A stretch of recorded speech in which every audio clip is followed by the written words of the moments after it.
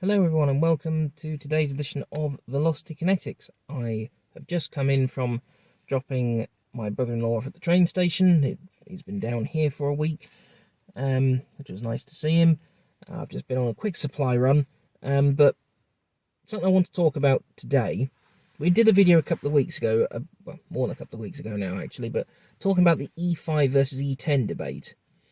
And I want to add a little bit more in to that debate, based on my own experience recently. Now I've got to quickly go in and get the supplies put away, and I have to meal prep for the week as well while Sarah is out at work. Glorious sunshine. You wouldn't believe how it's shining today. You wouldn't believe we've had snow the last couple of mornings. It's, what day is it today? Is it the 2nd, 3rd of April, something like that? It is just, it's absolutely nuts. But anyway, let's get cracking, shall we?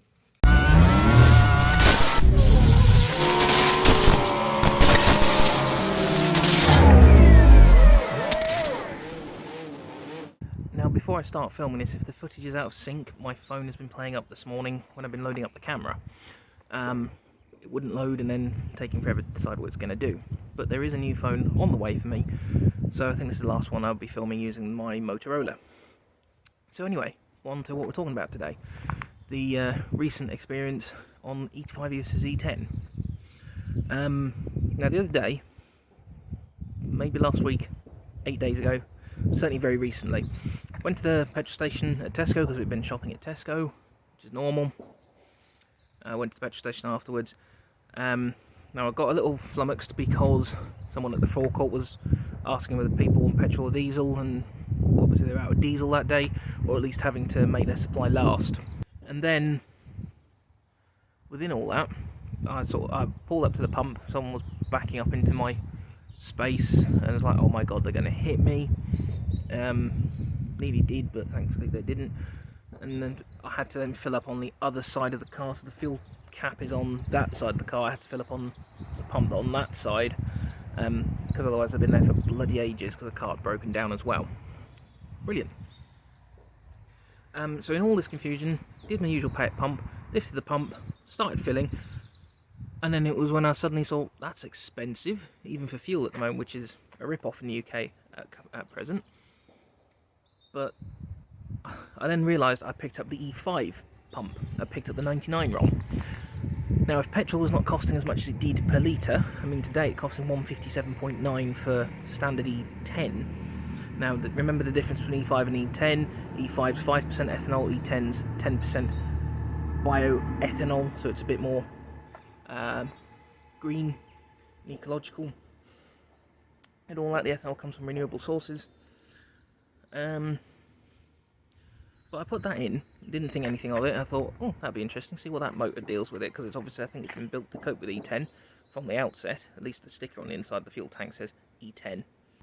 But when I realised what I was doing, dramatic reconstruction coming up. Oh, fudge. But then I just let it run, just like, sod it. Because if there ever comes an occasion where I have no choice but to fill up with E10, I need to be able to do it. So, I finished off the fill up because it was going all the way to full. It was from about 3/4 empty, I think. About half, 2/3 empty. Filled it up, paid a small fortune for it, and I can tell my bank account is not having a good time with all this. First time since I was a student I've run into an overdraft. Actually, since I went full-time employed at Santander, I've been using an overdraft. That's the knock-on effect of the cost of living right there. But anyway, got back in the car, started it up, and when you start this car up, at least on the screen layout I have it on, it tells you how much you've got until empty, at least according to its range computer. It listed 15 more miles than it would do normally, which is quite surprising. It went from 470 to 485, which was impressive. However, I've been getting now more 52 miles to the gallon compared to I think the 48, 49 last time we did one of these videos. So how much of it is that? How much of it is the fuel?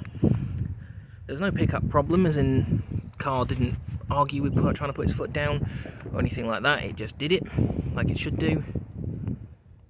And since then, I've done a few run-around journeys. I've only filled up just a little bit over a quarter of a tank today, because I've got quite a few days where I'm doing a lot of miles at the end of this coming week, going back to work. And rather than gamble on being able to get through the week, I'll just do it. I thought I'd just do it. Yeah, so filled it up today, and that cost me nearly 30 quid for 15 litres. It's ridiculous, but anyway, but I feel like I went further on the E5. This felt like it had a little bit more pickup on E5 than it does on E10.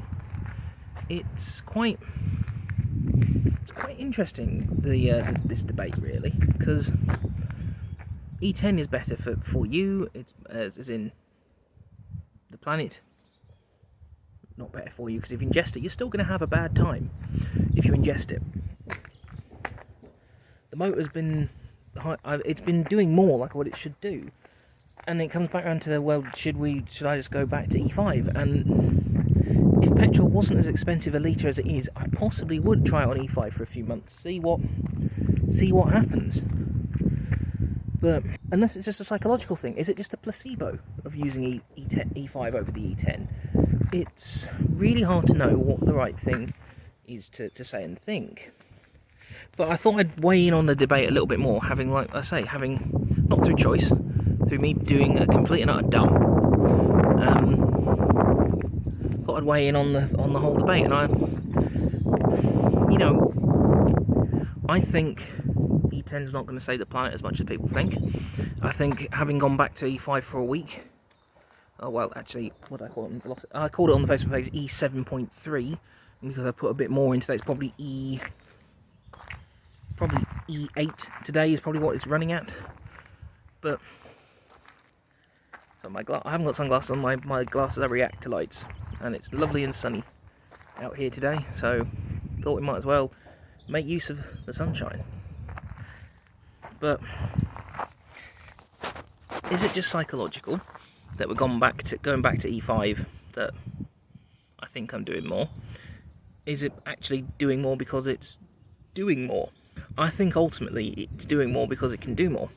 More octane, better explosion in the cylinder. If petrol does come back down in price in the UK, and I've got a feeling, personally, getting a little political here, but I personally think with the current government of people who are moneyed beyond anything, who have no idea what it's like in every man's world, to the point of where some of us are going to have to start thinking, well, I'm not actually sure I can afford to go to work anymore, which I know for myself, going to Stowmarket, that is, I might have to take a telephone-based role, which I don't want to do. Really don't want to do another telephone-based role. I might have to be able to work from home and cut out my commute. It's ridiculous. But anyway, I think as a whole, and sort of links in with the post I put on Facebook the other day about fuel saving and things, as a whole, E10 is probably just on the right side of being more ecologically friendly, with people especially with people having to visit the pumps more and things, or allegedly having to visit the pumps more. But I think E5 is better for the engine. I think E5 is better for the miles per gallon. Now, if there's a way to mix the two and sort of get E7.5, then I think we'd be onto a real winner. But E5 99 ROM really did make quite a performance difference this week, especially when I was driving 3 people around in the car, and whilst the car did still hesitate, it did what it could. As a whole, though, I can't, like I said, unless you can afford it, and if you're certain you'll see a return, I wouldn't go to E5 fully at the moment. But if you're going to go to E5, you've got to then match that, you've got to offset that with a better driving style. So whether you're lucky like me and have a hybrid, or you just got to start being a bit more smoother. So be smoother on your acceleration, be smoother on your braking, be smoother on your turn-in. Be smarter on your braking, so lift and coast a little bit more where you can. Engine braking, if you've got a manual, engine braking coupled to lift and coast would be a brilliant way to slow down. In an automatic, if you've got, again, I don't know how different manufacturers do, but I know on this car I've got a speed limiter. It's one way of doing cruise control. If you've got a speed limiter, use it, set it. Because I know with this, going down a hill, going down Tut Hill in Bury St Edmunds, it's a 40 through there, and if you're not smart with your braking, you can easily get up to 50, 60 just coasting. I put my speed limiter on there because it is a 40 all the way through, and they do often put a speed camera up there. Put the speed limiter on, let it roll, charge the battery, and often by the time I get all the way down through Marham Park Housing Estate, battery is nearly full, if not completely full, of electric, and then I can go all the way into town from there on electric power only, even with using the aircon and the heated seat in the winter. So, I guess in conclusion to today's video, E10 is what you can afford, E5 is the performance you want, E5 is out of the realms of most of the common man at the moment. If you do have to use E5, because we do have to save the planet, and one thing we do know at Velocity Kinetics, we've got to be more green and ecological. We've got to save the planet, so offset it with smarter driving, which actually isn't a bad thing to add into your E10 fill up anyway, especially at the moment, rather than just the whole just use less mentality when it comes to everything. Gas bill's gone up, just use less gas. Oil's gone up, just use less oil. Electric's gone up, just use less electric. Food bill's gone up, just eat less. It seems to be the response to everything. But we've got to get... My answer would be, let's get smart. So, get smart by, let's say, smarter driving technique, better spacing, use the technology at your car's disposal if you're fortunate enough to have that technology. If you're fortunate enough to be able to replace your car at the moment, which, if you can, then well done you. What job do you have? Can I have it? I would like that income. Replace for what you can afford. Obviously, there's a standard advice of make the car lighter, as in don't run around with stuff you don't need in it. But most people I know don't do that anyway. I don't know where they get this logic from. But anyway, I hope my thoughts on what it's been like going back to E5 for a week are similar to what other people have had thoughts on. Don't know what other content we've got coming up at the moment. Things are changing at work quite a lot, and having to do odds and ends around the house, etc.